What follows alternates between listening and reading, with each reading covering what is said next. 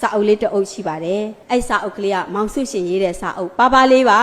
ဖတ်ကြည့်စေချင်ပါတယ်ကျမအသက်ကြီးတဲ့အခါမှာအဲ့စာအုပ်ကိုကျမဝယ်ထားပါတယ်ကျမတို့မှာစိတ်တက်ကြစရာအချိန်နေငယ်တုန်းကရှိသလိုအခုချိန်မှာလည်းရှိတာပဲ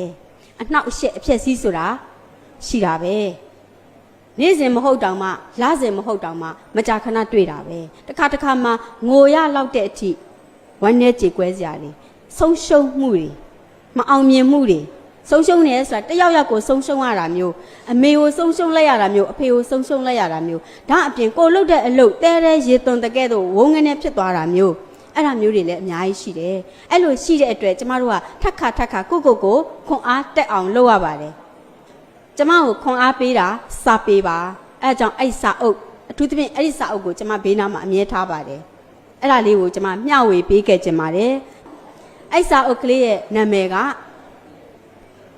ပင်လယ်ပြာနဲ့တငါအိုးတဲ့နော်ပင်လယ်ပြာနဲ့တငါအိုးအင်္ဂလိပ်လိုကျတော့ The Old Man and the Sea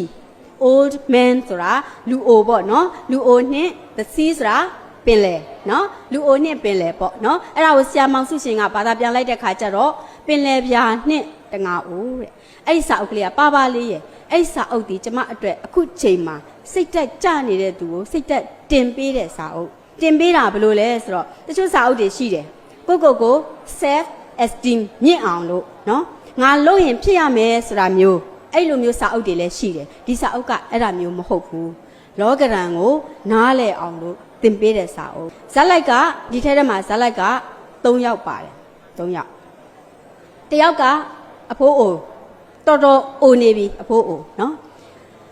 သူကတစ်သက်လုံးမှာတငါပဲလှုပ်လာခဲ့တာငါဖမ်းရင်းကနေအသက်မွေးလာတဲ့အဖိုးအိုနေရာဒေသကဘယ်နေရာလဲဆိုတော့ကျူးဘားနိုင်ငံသိလားကျူးဘားနိုင်ငံပတ်ဝန်းကျင်မှာရှိနေတဲ့ပင်လယ်ကမ်းစပ်ကတငါရွာလေးနော်အဲ့ဒီရွာလေးမှာအဖိုးအိုသူဒီငယ်တုန်းကတည်းကအခုချိန်ထိအောင်တငါလုပ်ငန်းနဲ့ပဲအသက်မွေးလာခဲ့တာအဲ့တော့အဲ့ဒီတငါလုပ်ငန်းမှာသူဒီအရင်တုန်းကတော့အောင်မြင်တယ်အဲ့ဒီရက်အဲ့ဒီပိုင်းအဲ့ဒီဝတ္ထုရေးတဲ့အချိန်တုန်းကအဲ့ဒီဝတ္ထုရဲ့ဇက်တည်တဲ့အချိန်တုန်းကငါဖမ်းမမိလို့စိတ်တက်ကြနေတဲ့အချိန်ဘယ်လောက်ကြည့်ငါဖမ်းမမိဘူးလဲကျမတို့တငါတွေကငါ့ကိုဒီနေ့သွားဖမ်းတယ်အော်ပင်လယ်သီးစာရောက်သွားရောငါတကောင်းမှမမိပဲနဲ့ပြန်လာခဲ့ရတဲ့ရက်တွေရှိတာပဲအဲ့ဒီလိုပဲနောက်တစ်ရက်ထပ်သွားတယ်မိများမိမလားပြန်လာတယ်လုံးဝမမိဘူးအဲ့ဒီရက်ပေါင်းဘယ်လောက်ထိကြာသလဲဆိုတော့အဲ့ဒီအဖိုးကြီးမမိတာငါမမိပဲနဲ့ဘာမှမပါပဲနဲ့အလွတ်ကြီးပဲပြန်လာခဲ့တာ84ရက်တဲ့နော်84ရက်လုံးငါတကောင်းမှမမိဘူးဆိုတော့ तू ဘယ်လိုနေထိုင်စားတော့မလဲစဉ်းစားတာကြည့်ပြီတော့အဲ့ဇက်ကောင်အဖိုးကြီးတယောက်ရယ်နောက်ထပ်သူ့ကိုကူနေတဲ့အသက်10နှစ်ကျော်အရွယ်ပေါ့နော်10နှစ်နဲ့14နှစ်သားတို့အရွယ်လေးပေါ့နော်အရွယ်ကောင်းလေးပေါ့လူငယ်ကလေးတယောက်နော်အဲ့လူငယ်လေးတယောက်ရယ်ဇက်လိုက်ကအခု2ယောက်ဖြစ်သွားပြီနောက်ဇက်လိုက်တယောက်ကတော့ငါအကြီးပေါ့နော်အဲ့3ယောက်ပဲပါတယ်အဲ့3ယောက်ပဲပါတဲ့အတွက်အဲ့ဒီဝတ္ထုလေးငါဖမ်းတဲ့ဝတ္ထုဆိုတာပင်လယ်ပြင်စွန်စားကမ်းပေါ့စိတ်ဝင်စားကြကောင်းပါတယ်ဒါပေမဲ့ဖမ်းတဲ့သူဟာစက်ကရိယာတွေလည်းမပါဘူးသူကလူအိုကြီးတယောက်ခါကိုင်းအယိုးပြိုင်ပိန်လှီသူ့ရဲ့လက်မှာပင်လယ်ဆိုတော့လေတအားတိုက်တယ်နေရလဲတအားပူတယ်လေစားငံရည်တွေကလည်းသူ့စီကိုဒီလက်ကိုတကိုယ်လုံးကိုလာပြီးတော့ပက်တဲ့အခါကျဒီလက်ဒီတပြင်လုံးဟာအကွက်နဲ့အရေပြားကင်ဆာကဲ့သို့အကွက်တွေရှိနေပြီးတော့ရားနာတွေနာတဲ့အနာတွေကလည်းအများကြီးပဲသပင်ကလည်းဖြူနေပြီသွားကလည်းကျိုးခါကိုင်းလောကကြီးရဲ့နောက်ဆုံးအချိန်ရောက်နေတဲ့အဖိုးကြီးတယောက်သူ့မှာရှိနေတဲ့ဇနီးတဲ့ဟာကွယ်လွန်သွားခဲ့တာကြာပြီအရင်တုန်းကဆိုရင်သူ့ရဲ့ဇနီးတဲ့ရဲ့ဓာတ်ပုံကိုသူ့အိမ်ရဲ့ထရံလေးမှာသူချိတ်ထားတယ်ဒါပေမဲ့အဲ့ဒါလေးကြည့်ပြီးတော့အထီးကျန်တာပို့ပြီးခံစားရလွန်းလို့အရင်ကတော့ဒီဓာတ်ပုံလေးကြည့်ပြီးသူအလွမ်းဖြေတာပေါ့ကွယ်ဒါပေမဲ့နောက်ပိုင်းကျတော့ကြည်ရင်ကနေကိုယ့်ရဲ့ဘဝဟာစိုးလိုက်တာဆိုတဲ့လွမ်းလိုက်တာဆိုတဲ့စိတ်ကပို့ပြီးခံစားရတော့အဲ့ဓာတ်ပုံကိုဖြုတ်ပြီးတော့သူခေါင်းအုံအောက်မှာတင်ထားခဲ့တာကြာပြီတဲ့ဒါသူ့အဖိုးကြီးရဲ့သူ့ရဲ့ဘဝသူကပင်လယ်ပြင်ကိုငါတော့ဖမ်းတယ်ဒါပေမဲ့ရက်40လောက်အထိတော့ဒီကလေးလေးသားတို့အရွယ်ပေါ့နော်သူ12နှစ်10နှစ်လောက်အရွယ်ကလေးလေးကတော့လိုက်ပါလာတယ်အဖိုးကြီးကိုလည်းတိတ်ချစ်တယ်အဖိုးကြီးကသူ့ငါဖမ်းနည်းတွေပါသင်ပေးတယ်ပေါ့နော်အဲ့တော့ဒါပေမဲ့ရက်40တိတိပင်လယ်ပြင်ထွက်သွားလိုက်ပြန်လာလိုက်ထွက်သွားလိုက်ပြန်လာလိုက်ငါကလည်းတကောင်းမှမရတော့ဒီဖိုးကြီးဒီ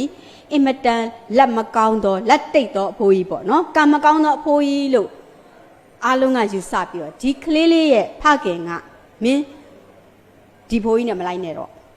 မင်းတခြားလှေနဲ့လိုက်တော့အဲ့ဒီလှေကတော့မင်းအတွက်ကံကောင်းလိမ့်မယ်ဆိုပြီးတော့တခြားလှေကိုအတင်းဆွဲပြီးတော့တခြားလှေကိုပို့လိုက်တာရက်40မြောက်မှာအဲ့တော့ကလေးကတခြားလှေကိုလိုက်သွားတယ်တကယ်လဲအဲ့သူလိုက်သွားတဲ့3-4ရက်မြောက်အတွင်းမှာပဲအဲ့ဒီလှေကငါးဖမ်းမိတယ်ငါးဖမ်းပြီးတော့ငါးယောင်းတယ်ကလေးကိုလည်းဟိုမုံဘိုးပညာများများပေးလို့ရတာပေါ့အဲ့တော့အဖိုးကြီးက40ရက်မြောက်ကြည့်အောင်ဒီကလေးနဲ့နေခဲ့ပြီမယ်နောက်ပိုင်းကျတော့ဒီကလေးကလည်းသူ့ကိုစွန့်ခွာသွားတယ်သူစွန့်ခွာခြင်းလို့တော့မဟုတ်ဘူးအဖေဆိုတော့ကျွန်တော်တဲ့အဖိုးရဲ့အဘရဲ့တဲ့အဘနဲ့အတူတူနေကျင်တာပေါ့ဒါပေမဲ့လည်းအဖေဆိုတော့သိတယ်မလားတဲ့ကျွန်တော်ကကလေးလေးတဲ့အဖေစကားနားထောင်ရတာပေါ့ဟုတ်ပါတယ်တဲ့မင်းလည်းရတဲ့နေရာသွားပေါ့တဲ့အဲ့ဒီကလေတွေလဲငါးတွေအများကြီးရပါစေလို့ငါဆူတောင်းပေးပါတယ်ငါလည်းငါတယောက်တည်းဖြစ်ပါတယ်သူ့မှာအကူမရှိတော့ဘူး41ရက်မြောက်ကစပြီးသူ့ဟာသူပဲသွားတော့တယ်သူ့လေလေးကခက်သေးသေးလေးပဲနော်အဲ့လေမှာဘာပါလဲဆိုတော့မိန်ဆိုတာငါးဖမ်းတဲ့မိန်ပေါ့နော်အဲ့မိန်ပါတယ်ပြီးတော့အဲ့မိန်နဲ့ဆက်ထားတဲ့ကျိုးအဲ့ကျိုးကတော့အဝေးထိအောင်ငါ့ကိုတကယ်လို့ငါမိန်နဲ့စိုက်မိပြီးတော့ထွက်ပြေးသွားရင်ပြန်ဆွဲယူဖို့ကျိုးကြီးတချို့အဲ့ဒါပါတယ်နောက်သူလှေနဲ့သွားတဲ့အချိန်မှာနည်းနည်းဆိုင်စားဖို့ပေါ့ဘစ်ကစ်မုတ်လေးလိုဘာလိုပေါ့ရေအကြည်လေးလိုအဲ့ဒါမျိုးလေးတွေနဲ့ပဲသွားတယ်သွားပြီးတော့ညမိုးချုပ်လို့ပြန်လာတယ်စိတ်တက်ကြပြီးတော့ပြန်လာခဲ့တယ်သူ့မှာငါတကောင်မှမပါဘူးအဲ့ဒါဘယ်လောက်ကြာသွားပြီလဲ84ရက်ကြာသွားပြီတဲ့အဲ့ဒီ84ရက်ကြာသွားတဲ့ရက်မှာနောက်တစ်ရက်ကူးကန်လေးအချိန်မှာကလေးကရည်စဉ်ခဏလာတယ်နော်မနေ့မိုးလင်းလို့ तू သွားကန်နေ तू လဲသူ့လေသွားရမယ်အဖိုးလဲအဖိုးလေသွားရမယ်ဒါမဲ့ तू လှုပ်ရှားရှိတာလေးစာတင်းငါးလေးတွေငါးစာငမြားချိတ်မှာချိတ်ထားတဲ့ငါးစာအဲ့ငါးလေးတွေကိုလိုက်ပြီးတော့ကျွန်တော် तू ကဝယ်စရာရှိရင်လဲဝယ်တယ်ဒါမှမဟုတ် तू ကိုယ်တိုင်မြားတယ်ပေါ့ပြီးရင်အဖိုးဒါကကျွန်တော်အတွက်ဒါအဖိုးအတွက်လာပြီးတော့ပေးတယ်အဖိုးကို तू ကချစ်တာကိုအဖိုးကြီးကိုတခြားကူညီမဲ့သူရှိမှမရှိတာအဲ့နေ့ကအဲ့လိုလာတော့အဖိုးမနေ့ကရော900လားမရဘူးဒါမဲ့အဖိုးဒီနေ့သွားအောင်ပါပဲဒီနေ့85ရက်မြောက်တောင်ရှိပြီ84ရက်နေ့အထိမရတော့လဲ85ရက်မှာရကြင်ရမှာပဲအဲ့တော့ငါပင်လယ်ပြင်ကနေဒီတစ်ခေါက်တော့ဟိုးဝေးထိထွက်မယ်ကွာဝေးထိထွက်မယ်ဆိုအဲ့ဒါဆိုရင်ねကျွန်တော်ရဲ့လှေပိုင်ရှင်တွေကိုလည်းကျွန်တော်ဝေးလိုက်ထွက်ဖို့ပြောမယ်တဲ့ဒါမှအဖိုးငါရလို့ရှိရင်ကျွန်တော်တို့ဝိုင်းကူလို့ရမှာပေါ့တဲ့လူငယ်လေးကအဲ့ဒီလိုနဲ့အဖိုးကြီးကငါးဖမ်းထွက်သွားတယ်85ရက်မြောက်တခြားလုံးဒီဝိတုနဲ့သူကျမတို့ဖတ်နေတဲ့တခြားလုံးမှာလှေပေါ်မှာအဖိုးကြီးတယောက်ပဲရှိတယ်အဲ့တော့ဝိတုဆိုဒီမှာစကားအပြန်အလှန်ပြောတဲ့ဝိတုဆိုရင်ကျမတို့ပိုစိတ်ဝင်စားတယ်အခုဒီထဲထဲမှာလှေပေါ်မှာအဖိုးကြီးတယောက်ပဲရှိတယ်လှေရဲ့အဖိုးကြီးရဲ့နောက်ပင်လယ်ပြင်ကြီးရဲ့ဒါပေမဲ့အဖိုးကြီးကသူ့တယောက်ထဲပဲမဲ့စကားပြောတယ်ဘသူ့ကိုပြောလဲဘေးနားမှာရှိနေတဲ့ရေပြင်ကိုပြောတယ်တိန်တွေကိုပြောတယ်သူ့လှေကိုပြောတယ်တက်မကိုပြောတယ်မှိန်းကိုပြောတယ်ဟာဒီနေ့ကတော့ဟာကောင်းငင်ကြီးကမှုံးလာလိုက်တာမုံတိုင်းတော့ကြတော့မှာပဲဟေ့ဆိုတာမျိုးသူတယောက်တည်းပြောတယ်အဲ့ကျမတို့တစ်ခါစဉ်းစားကြည့်လူတွေကကိုတယောက်တည်းနေရတဲ့အချိန်မျိုးမှာတယောက်တည်းဆိုပြီးတော့အားငယ်မဲ့အချိန်မျိုးမှာတယောက်တည်းစကားပြောကြည့်ရတယ်ဒါပေမဲ့လည်းစကားပြောတဲ့နေရာမှာတန်ကြဲကြဲကြီးတော့မပြောနဲ့ပေါ့နော်အတန်ကြဲကြဲကြီးပြောလို့ရှိရင်အိမ်ကအဖေတွေမေတွေကဟာငါသမီးလေးငါသားလေးဘာဖြစ်သွားပြီလဲဘသူနဲ့စကားပြောနေလဲညတကောင်ကြီးမှာထထိုင်ပြီးတော့စကားပြောနေငါဒီစာမွဲကိုအောင်ကိုအောင်ရမယ်ဒါလောက်ကပြဿနာမရှိသေးဘူးမင်းကဘာလို့ဒီလောက်ကြီးခက်နေတာတော့ငါကြည့်ရတာဒါ3ခေါက်မြောက်ရှိနေဘာလို့မရသေးတာတော့ဆိုရင်တော့တယောက်နဲ့စကားပြောနေတဲ့ထင်ပြီးအဖေကလာချောင်းရင်ချောင်းမှာပေါ့နော်ကြည့်လိုက်တဲ့ခါကျတော့ကိုရဲ့စာအုပ်ရဲ့2ယောက်တည်းရှိတယ်ဒါပေမဲ့တစ်ခါကျအဲ့လိုပဲပြောမိတယ်ပြောစရာလူမရှိရင်စာအုပ်ကိုဖြစ်ပြောတယ်ဘာလို့ဒီစာတွေကဒီလောက်ခက်နေတာမင်းကပဲခက်နိုင်မလားငါကပဲဖတ်နိုင်မလားအဲ့ဒါမျိုးကကိုပြောရတာအခုလေအဖိုးကြီးကအဲ့လိုပဲပြောတာပြောရင်ကနေပြီးတော့ငါသေးသေးလေးတွေတွေ့လိုက်ဖမ်းမဲ့လုံးလိုက်ငါလွတ်သွားလိုက်နေနောက်ဆုံးတော့သူ့စီမှာ9စာရှိတယ်အဲ့9စာရှိတော့ဒီ9ရဲ့ဟိုစူးတောင်တို့ဘာလို့ဆိုတာလူမြင်သားပါတယ်ရှက်ကားတွေပါကြည့်ဘူးရမလားငမန်းကားတွေပါလေဩ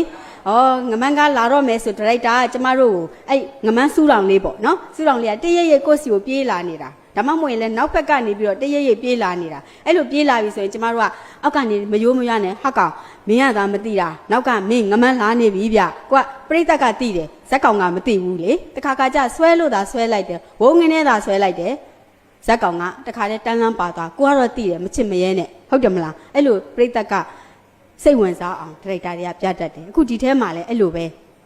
ငါးတကောင်ကိုသူတွေ့သွားတယ်တွေ့တဲ့ခါမှာသူ့ရဲ့မိန်းနဲ့သူရသမျှပ ထမတော့ဘာလို့တွေ့လဲဆိုတော့ကျိုးလေးနဲ့ချပြီးတော့ကျတော့ပင်လယ်ပြင်ထဲမှာဖြည်းဖြည်းလေးမောင်းနေတာအဲ့တော့ तू ကအဲ့ကျိုးထဲမှာစာတင်းငါးနေပါတယ်အဲ့ငါးကလည်း तू ဝယ်ထားရတယ်ငါဖမ်းထားရတယ်ငါကလည်းတော်တော်ကြီးတယ်အဲ့ငါးကိုဟိုဘက်ကငါဟတ်လိုက်တာဟတ်ပြီးတော့ကျတော့ဟတ်ပြီးတာနဲ့တပြိုင်တည်းထဲဒီငမြားချိတ်ကငါးရဲ့ဘဟက်မှာသွားဆိုင်ပြီးသွားဆိုင်တော့ချက်ချင်း तू ခါထုတ်လို့မရတော့ပြေးတာပေါ့နော်အဲ့လိုပြေးတဲ့အခါမှာကိုကငါးကိုဆွဲယူရတာအဲ့တော့ဆွဲယူရတဲ့အခါကျတော့ तू ကငါးပြေးပြီဆိုတာနဲ့တပြိုင်တည်း तू သိလိုက်တယ်ဟာဒီတခါတော့85ရက်မြောက်နေ့မှာငါတော့နားမိပြီအဲ့ငါတော့ငါရပြီဆိုပြီးတော့ဒါပေမဲ့ तू ထင်ထားတဲ့ငါအကောင့်တဲ့ဒီငါပိုကြီးတယ်ပိုကြီးတဲ့အခါကျတော့ तू ကဆွဲနေရင်ကနေပြီးတော့သူ့ရဲ့လှေကငါရဲ့နောက်ကိုပါသွားတယ်လှေလေးကတေးသေးလေးငါရအကြီးကြီးပဲဘလောက်ကြီးတယ်လဲဆိုရင်သူ့လှေတဲ့2ဆ3ဆလောက်အပြန်ကြီးတယ်ကြီးတယ်တော်တော်ကြီးကိုကြီးတယ်လှေငါအဲ့တော့အဲ့ဒီငါကြီးကို तू ကဟာဒီလောက်ကြီးတဲ့ငါကြီးဆိုတော့ဟာငါမင်းကိုတော့တည်တည်ချာချာဖမ်းမှရတော့မယ်ငါကွာဟိုတငယ်လေးအဲ့တငယ်လေးနာမည်တောင်ကျွန်မမေ့သွားပြီမနိုလင်လားပါလားမသိအဲ့ကောင်လေးပါလာရင်ကောင်းပါပဲတစ်ဖက်ကနေဆွဲဟိုကလည်းတစ်ဖက်ဆွဲခုတော့ငါတယောက်တည်းကိစ္စမရှိပါဘူးငါတယောက်တည်းလည်းမင်းကိုမိအောင်ဖမ်းနိုင်ပါတယ်ပေါ့နော်ပြီးတော့လှေဦးမှာ तू ကငါ့ကိုဖမ်းသို့တော့ငါကသူ့ကိုပြေးတာမှပြေးရုံနဲ့မကောက်ပတ်ချလဲနေသေးတယ်အဲ့တော့လှေကငါရဲ့နောက်ကိုလိုက်ပါသွားတာတွေးကြည့်လိုက်ရင်ကြောင်းမြန်ကြီးနော်ငါ့ကိုဖမ်းနေတဲ့ तू ကငါရဲ့နောက်ကနေကတော်ကမျောလိုက်နေရတဲ့အဖြစ်ငါကြီးကကြီးလွန်းတော့အဲ့လိုလိုက်ရင်းကနေပြီးတော့ငါကြီးကိုမောအောင်လုပ်မယ်ပေါ့တကယ်တော့ငါကမမောဘူး तू ကမောနေပြီနော် तू ကမောနေဘာဆိုတော့သူ့လေကလည်းအပေါက်ပေါက်အပြဲပြဲတွေနဲ့သူ့ရဲ့ရှိတဲ့ဒီလေမှာငါဖမ်းလေမှာလည်းရွက်လေတက်တာကိုအဲ့ရွက်တက်တော့အဲ့ဒီရွက်ကလည်းအပိုင်းပိုင်းအဆအအဆုပ်အပြဲတွေနဲ့ဆိုတော့လေတိုးလို့ရှိရင်ဘက်လက်မီးနေတဲ့အဲ့ဒီငါဒီရွက်လှင့်ထားတဲ့အရွက်အဲ့ဒီအဝက်ကလည်းအဖတရားတည်နေလို့ပေါ့နော်ဖတရားအဆက်တရားနဲ့အဲ့တော့ပုံစံကြည့်လိုက်လို့ရှိရင် तू ကငါ့ကိုဖမ်းနေတာနဲ့မတူဘူးသူ့ကိုငါကဖမ်းနေတာနဲ့တူတယ် तू နောက်ကနေပြေးလိုက်ရတာပေါ့အဲ့လိုမောလာတယ်ဒါပေမဲ့လည်း तू ကလည်းဇွဲမလျှော့ဘူးဘယ်လောက်ကြာသွားလဲညရောက်သွားတယ်ညရောက်လဲ तू ဇွဲမလျှော့ဘူးငါကလည်းသူ့ဘေးနဲ့ဘာလို့ဆိုတော့ तू ကကျိုးကိုဆွဲထားတာကိုဆွဲထားတော့ငါကလွတ်တော့မလွတ်ဘူးဒါပေမဲ့ဖြစ်နိုင်တဲ့လောက်တော့ तू ပြေးနေသုံးမယ်အဲ့ဒီငါကြီးကိုငါနောက်တစ်နေ့ကြာရင်ငါဘယ်လိုတည်ရပါမလဲပေါ့နော်ငါကြီးတည်ရင်လည်းတည်သွားမယ်ပေါ့မတည်ရင်လည်းငါကျိုးနဲ့ဆွဲရမယ်ဒါပေမဲ့ငါဘယ်လိုလုပ်ရမလဲ तू စဉ်းစားအဲ့လိုစဉ်းစားတဲ့အချိန်မှာကန်ဆိုးကျင်တော့အဲ့ပတ်ဝန်းကျင်မှာ तू နဲ့ငါနဲ့နှစ်ကောင်နဲ့ရှိတာမှမဟုတ်ပဲနှစ်ယောက်တည်းရှိတာမဟုတ်ဘူးဘေးမှာငမန်းနေရရှိသေးတယ်ငမန်းဆိုဒီမှာငါချင်းစားတဲ့အသားစားတတော်တွေပေါ့နော်အဲ့ငမန်းကလည်း3-4ကောင်လောက်အုပ်ဖွဲ့ပြီးလာတဲ့အခါကျတော့ငမန်းကသူ့ကိုလည်းရံမှုတယ်နောက်သူရထားတဲ့ငါးကြီးကိုလည်းရံမှုတယ်ငါးရထားတဲ့ငါးကြီးမှာကသွေးနဲ့ပေါ့သွေးတွေယိုနေတာကိုမိန်တန်းလန်းနဲ့ဆိုတော့သွေးတွေကယိုနေရောပထမသွေးကဘဟက်ကသွေးနောက်တစ်ခုကသူဒီဟာကိုမှိန်းနဲ့သွားပြီးတော့ထုလိုက်တဲ့အတွက်မှိန်းနဲ့ဒီလေဘင်းမှာဂုတ်မှာစိုက်နေတဲ့ဒဏ်ရာအဲ့တော့သွေးနံရရင်ရုပ်ရှင်ထဲမှာကြည့်ဘူးတယ်မလားသွေးနံရရင်ငမန်းတွေကလိုက်လာတယ်အဲ့တော့အဲ့ငမန်း4-5ကောင်ကဝိုင်းပြီးတော့အဲ့ငါးကြီးကိုကြိုက်ကြတာကြိုက်ကြတော့ तू ကငမန်းတွေကို तू လိုချင်တာငါလိုချင်တာလေငါလိုချင်တော့ဒီငမန်းကို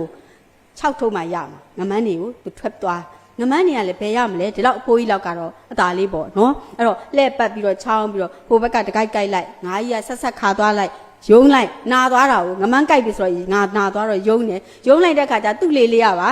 ငါးကြီးနဲ့တူလိုက်သွားလိုက်သူ့မှာအဲ့ဒီထဲထဲမှာခြားလဲလိုက်နာ3ရက်လောက်3ညလောက်ကြာသွားပြီးတော့နောက်ဆုံးသူလဲခြေကုန်လက်ပန်းကျ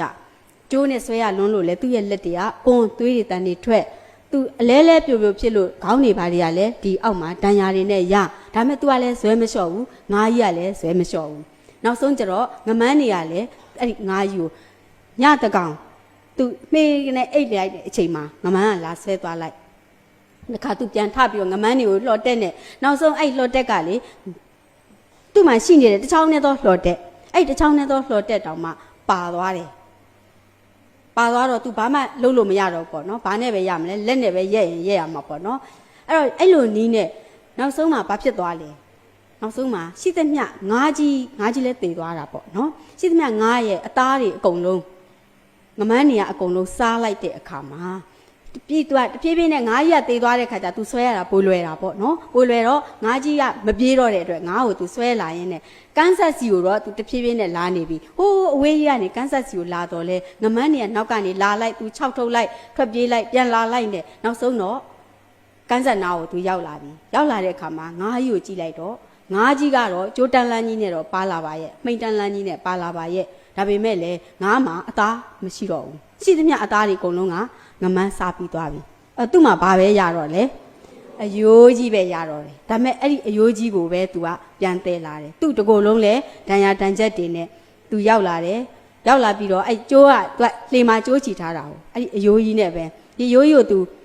ဘာလုပ်ရမှာလဲ तू လိုချင်တာငားတဲ့ကအသားတွေဒီအသားတွေကိုတော့ငါမြို့တက်ပြီးရောင်းလိုက်မယ်ပြီးရင်တော့စားသိပ်ထားမယ်ဒါမှမဟုတ်စားတင်းပေါ့စားတင်းစားငါးတစ်တာပေါ့နော်အဲ့လိုစီတွတ်ဘူးလုံးမယ်ရောင်းလိုက်ရရင်တော့ငါမှပတ်စံနေအများကြီးရမှာပဲဆိုတဲ့စိတ်နဲ့လာခဲ့တော့လဲပဲနောက်ဆုံးမှာဘယ်လောက်ထိ84ရက်တိအောင်သူမရခဲ့တဲ့ငါ85ရက်မှာရတော့လေနောက်3ရက်ကြာလို့ပြန်လာတဲ့ခါမှာငါသည်အယိုးအခွန်တက်တက်ရှိတော့တယ်ဒါပေမဲ့ तू အဲ့ဒါကြီးကိုပဲ तू စိတ်သက်မကြပဲနဲ့ဒီတိုင်းပဲတည်လာတယ်အိမ်သားရောက်တော့ तू မနိုင်ဘူးဒီအယိုးကြီးတောင် तू မနိုင်ဘူးအဲ့တော့လူတွေကို तू ခေါ်ရမယ်ဒါပေမဲ့လူတွေကသူ့ကိုဟာတလောက်ကြမယ်ဟာခမညာငါသွားဖမ်းတာဆိုငါယိုးကြီးဖမ်းလာတာပါလားလို့ဒါပေမဲ့ तू အဲ့ဒါကိုလည်း तू စိတ်မပြတ်ဘူးပင်ပန်းလွန်းလို့ငါကြီးကိုထားခဲ့ပြီးတော့ကဲပါလီဘာပဲဖြစ်နောက်ဆုံးတော့ငါကြီးကိုဒီအိမ်တော့အယိုးကြီးပဲတော့ငါတည်လာနိုင်သေးတယ်ဆိုတရွေ့ရွေ့နဲ့သွားပြီးသူ့ရဲ့တဲဘော်ကိုရောက်တဲ့အခါခေါင်းနဲ့ခေါင်းနဲ့ထိလိုက်တာနဲ့တခါတည်း तू အိပ်ပျော်သွားတယ်တညာလုံးပေါ့နောက်တနေ့မနေ့မိုးလင်းတဲ့အခါကျတော့ရွာသူရွာသားတွေကသူ့နားမှာလာကြတယ်နောက်ဆက်သွားလူငယ်လေးကလည်းသူ့နားမှာလာပြီးအဘညတော့ငါအကြီးကြီးမိခဲ့တာဆိုသူထထိုင်ကြတယ်ထထိုင်ပြီးလူတွေကလည်းအဲ့ဒီမှာရွာသူရွာသားတွေကလုံးဝစိတ်ဝင်စားသွားပြီးတော့အဘမိလာတဲ့ငါးကြီးဆိုပြီးတော့သွားကြည့်တော့အယိုးကြီးပေါ့ဒါပေမဲ့အဲ့ဒီအယိုးကြီးကိုပဲသူကတိုင်းကြည့်ကြတာတိုင်းကြည့်ကြတဲ့ခါကျသူ့လှေရဲ့3စားလောက်ရှိနေတာဟုတ်အလုံးပေါင်းလိုက်တဲ့ခါကျကျမမှတ်မိသလောက်ဆိုရင်ပေ20လောက်ရှိမှာပေါ့နော်အဲ့လောက်ငါအကြီးကြီးအဲ့တော့အဲ့လောက်ငါအကြီးကြီးကို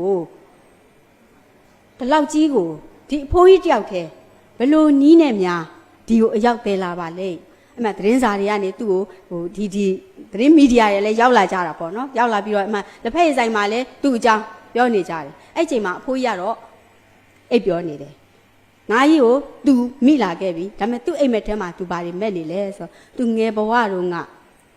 နေရောင်တောက်အောက်မှာ तू ဆော့ပြေးကစားတဲ့အချိန်လေးတွေကို तू တတိယပြီးတော့အောက်မေ့တန်းတနေတယ်ဇလန်းလေးကအဲ့ဒါပဲဇလန်းမှဆိုရင်ဒါဟာအောင်မြင်မှုလို့ပြောမလားဆုံးရှုံးမှုလို့ပြောမလားအောင်မြင်မှုလို့ပြောမယ်ဒါပေမဲ့ဆုံးရှုံးမှုလို့လည်းပြောလို့ရနိုင်တယ် तू လိုချင်တာငါအရှင်သို့မဟုတ်ငါအသားရခဲ့တာကငါအယိုးကြီးကို तू ဘာလုပ်လို့ရမှာလဲဒါပေမဲ့ငါအယိုးကြီးပဲဖြစ် तू ရခဲ့တယ်ဘယ်ချိန်မှရတာလဲ84ရက်မြောက်ကြာဆုံးပြီးကမှ85ရက်မြောက်မှရခဲ့တယ်ရတော့လေရပြီဆိုပြီးတော့အောင်မြင်လို့မရသေးဘူးသူ့မှာအခက်အခဲပေါင်းများစွာနဲ့အဲ့တော့ကျမဒါလေးကိုဖတ်ပြီးတော့ကိုယ့်စိတ်ထဲမှာကိုယ့်ကိုပြန်ပြီးတော့အောက်မေ့စင်ကြင်မိတယ်ဩကျမမှလည်း84ရက်လုံးမရတဲ့ငါးတွေလိုချင်တာတွေပေါ့နော်စီးစိမ်ဥစ္စာပါခြင်းပါမယ်ပညာပါခြင်းပါမယ်ဂုဏ်သိက္ခာပါခြင်းပါမယ်သားတို့ဆိုရင်တော့ပညာပေါ့နော်အဲ့ဒါတွေကိုတစ်ခါကြတော့မလိုအပ်ဖဲနဲ့စွန့်လွတ်လိုက်ရတာမျိုးမထင်မှတ်ဖဲနဲ့စွန့်လွတ်လိုက်ရတာမျိုးရှိတယ်ဒါပေမဲ့84ရက်မြောက်မှာ तू စွန့်လွတ်လိုက်လို့ရှိရင်85ကိုမရှိလာဘူးဆိုရင်သူ့ဘဝမှာဒီငါးကြီးလည်းရမှာမဟုတ်ဘူးအဲ့တော့ကျမတို့ဒီမသေးမချင်းလှုပ်ရှားရှိတဲ့အလုပ်ကိုလုပ်ရမယ်ဆိုတဲ့အမြင်ဩလောကကြီးမှာငါတဲ့ဆိုတဲ့ဘဝတွေရှိပါလားအဖိုးကြီးကိုကြည့်ငါမှတစ်ခါငါအသားတစ်ကလေးပါလေးငါဘဝမှာရသေးတယ်ဒီဖိုးကြီးဆိုငါအသားတစ်တောင်မရဘူးဒါပေမဲ့ तू လှုပ်ရှားရှိတာကိုလှုပ်တယ်ဆိုတဲ့စိတ်အဲ့လိုမျိုးအတိရအောင်ကျမတို့ကအဲ့ဒီစာတွေကိုအဲ့ဒီလိုဖတ်ရတယ်အဲ့လိုဖတ်တဲ့အခါကျမှကျမတို့ဘဝနေသားထိုင်သားရှိတာမဟုတ်လို့ရှိရင်နေသားထိုင်သားမရှိဘူးလောကကြီးမှာသားတို့သမီးတို့ဒီအများကြီးကြုံရအောင်မှာကောင်းတာတွေလည်းကြုံရမှာဒီကြားထဲမှာကန်ဆိုးရင်စိုးတာလေးတွေကြားညှက်တတ်တယ်ဘာလို့ဆိုတော့လောကကြီးမှာအစိုးနဲ့အကောင်းဆိုတာအတူတူတွန်တွဲနေကြတာအဲ့တော့အကောင်းကိုရတဲ့အချိန်မှာကိုထိန်းနိုင်ရမယ်အစိုးကိုရတဲ့အချိန်မှာလည်းအဲ့ဒီအစိုးကနေပြန်ရုံထွက်ပြီးတော့စိတ်ဓာတ်မကြဘူးလို့တယ်အဲ့လိုနည်းနဲ့ကျမတို့ကစာအုပ်တွေအများကြီးဖတ်ပြီးတော့ကိုအားမွေးရပါတယ်